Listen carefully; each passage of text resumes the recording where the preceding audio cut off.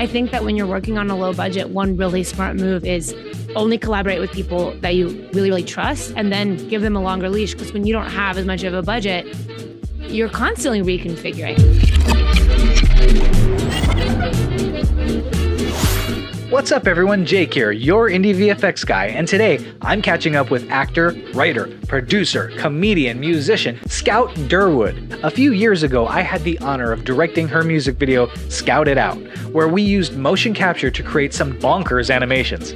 We covered so much in this interview, not the least of which were the challenges and adventures that come with independent filmmaking. But before we get into the interview, if you want to learn more about how you can save both time and money in post-production, hit that subscribe button, and if you like this video, render me a thumbs up and let me know you want more interviews like this. With that, let's scout it out. Scout, how you doing? Hi, good. Nice to be here. So why we're here really is because we worked on a thing together, Yes. and it was awesome time doing it. Yes, very awesome. But for the viewers, can you tell me a little bit about Utopia? How did it come up? Sure. Where did the idea come from? And how has it been received over the past 2 years since we made it?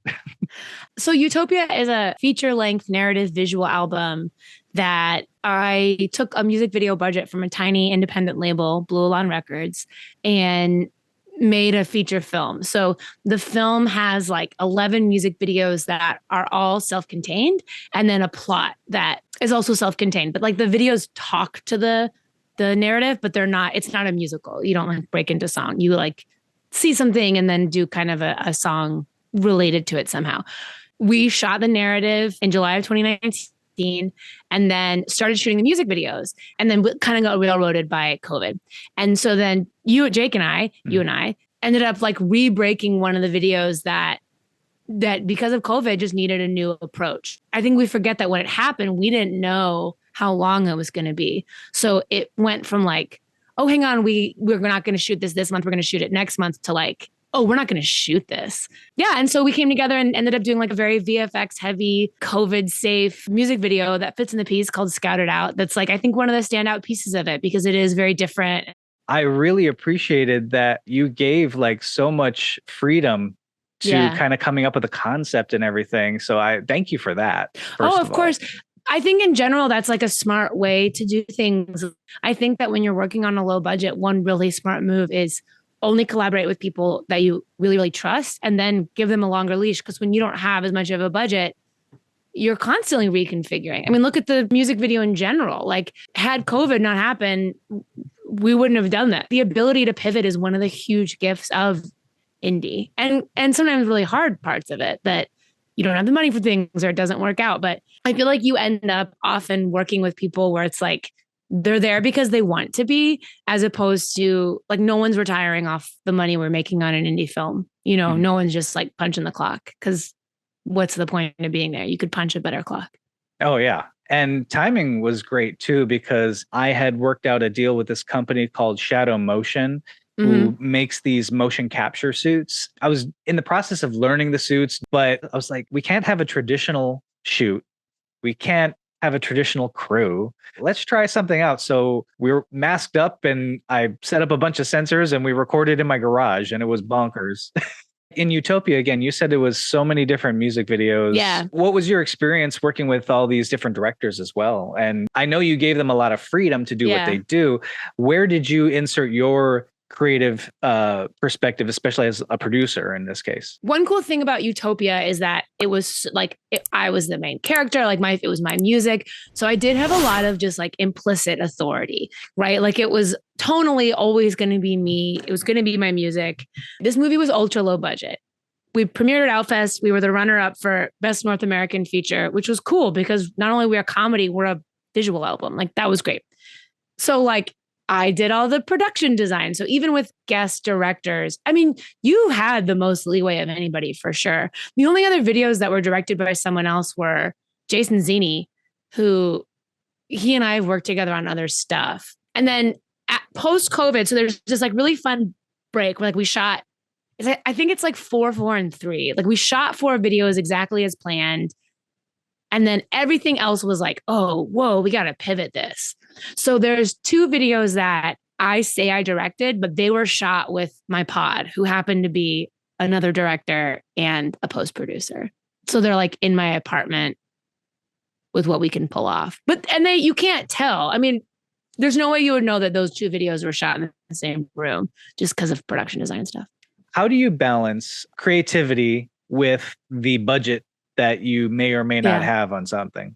First of all, realize that you're always learning and that creativity is a journey, and that too many limitations are bad, but too much freedom is also bad. There are so many auteurs who go crazy at one point, who go wackadoo, too long of a leash, right? I started naively. Like when we did our digital series, we did not have enough money to pull it off. I would not have greenlit that now. Just like the same way that we made Utopia for like nothing. And the next project I'm making, price per minute is way more expensive. I have 2 great producing partners, one of whom gets me to set and the other one takes me through delivery. And I defer to them a lot. It's not that I don't put my foot down. Like there are times where I'll be like, I'm not going to take your no right now, but I will take a no, but like this underwater shot or like, can we shoot, does it have to be a beach? Yeah, it does. So let's figure this out. We're shooting it not in LA, right? Because we have access to a beach where we can get away with stuff. I want to ask you, or just like mention what the value is of, especially for VFX, talking to your VFX person ahead of time or having them on set. I think it's worth mentioning how helpful that is to you to be a part of all the legs of the journey, pre on the day and post. It is true, because I have seen so many situations where somebody will come to me after they've already shot their thing entirely, and they shoot it in a manner that's going to be far more expensive to do it in like after the fact. And I've had to break a lot of hearts in many respects. There are 3 things that can tend to happen. Is your first option is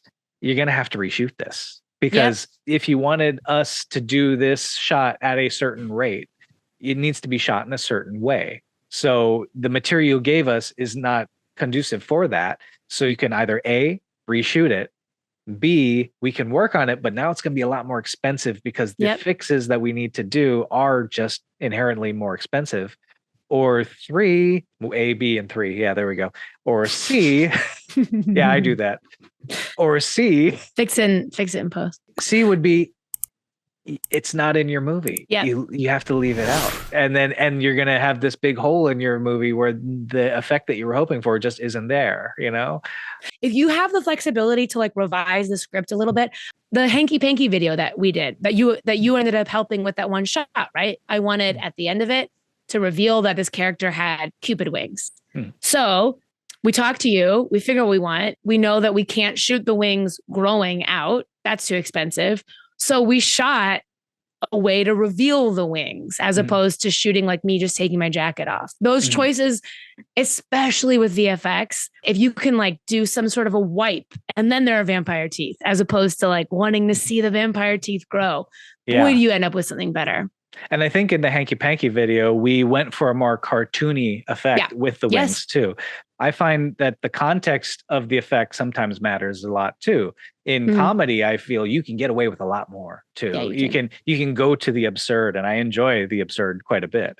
I did a movie called Hurricane Bianca, Russia with Hate. And the director, Matt Kugelman, said to me, I want to blow up the Kremlin with a glitter bomb. And I'm like, okay, that's big. All right. Yeah. But because this movie is such an absurd comedy, it had a stop motion rat just doing this he. So we could get away with a lot more. Yeah. So did it look photoreal? No. Right. But it was really silly and funny. And and the joke landed. So that's all that really kind of mattered in that case too. Yep. So with the budget they didn't have, we could do an effect that totally fit into the context of the film. It forces you to create a more signature style when you have to pivot. Yeah. Like I said, I love working in the absurd. So I've been doing things like that. And to the absurd, the Scouted Out was quite absurd. Yes. and that was a really fun opportunity to just really kind of flex the absurdity muscle in that too. So I really enjoyed that. That was a pleasure to work on. Well, Scout, thank you so much for being here. Thank you so much. Of course. Really appreciate you being here with me, catching up. It's been a while since we did the video, but I'm glad we could finally talk about it and show some behind the scenes footage along the way too. So it was a blast. Thank you so much. Of course. Thank you. Thanks so much for watching, and if you want to save both time and money on your VFX in post-production, make sure to subscribe right up there, and click over there to check out the next video. I've been Jake, and remember to always reframe what's possible.